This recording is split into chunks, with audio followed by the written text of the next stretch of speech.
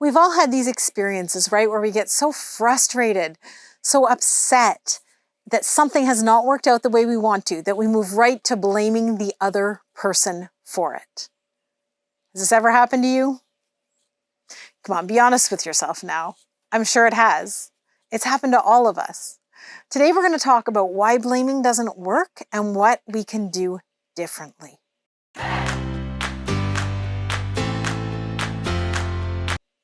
So I'd like you to think of a situation in your life where you've gotten really frustrated. Maybe your stress levels were really high, and right away you move to blaming the other person for the situation.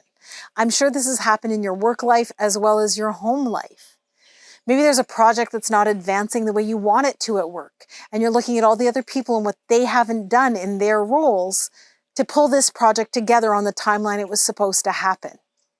Now, the reason that this does not work is that when we move to blaming somebody else, the other person is going to immediately feel defensive. Think back to a situation now where you have been the person being blamed. And what does your response tend to be? We tend to immediately tell the person why it's not our fault and defend against that person's perception that we're fully to blame, even if we know that we actually have some responsibility in the matter.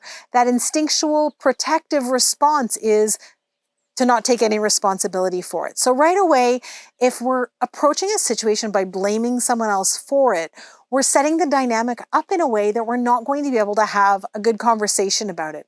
We're going to blame, the other person's going to defend, we're going to blame some more, they're going to defend some more. And that dynamic obviously can happen the other way if somebody is blaming you.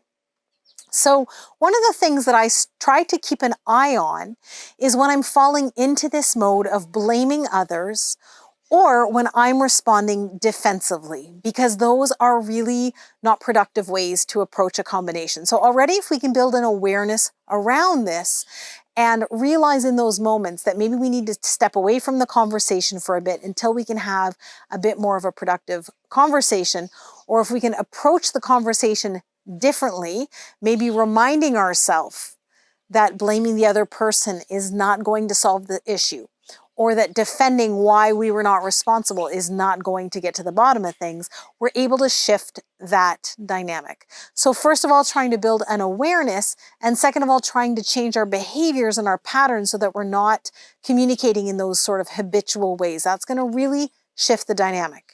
And in the end, if we can move away from these patterns of blaming and defending, that's where we're able to have real conversations. We're able to have discussions where we can each look at what were the different factors in both people's situations that contributed to this situation or maybe to a misunderstanding.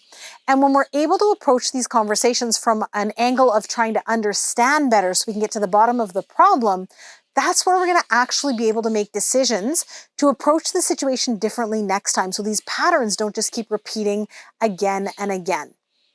So I hope this was helpful. If you've enjoyed this and you want a bit more help learning to navigate difficult conversations at work, I invite you to download my free e-guide at lindsaylapaquette.com/difficult-conversations. Thanks.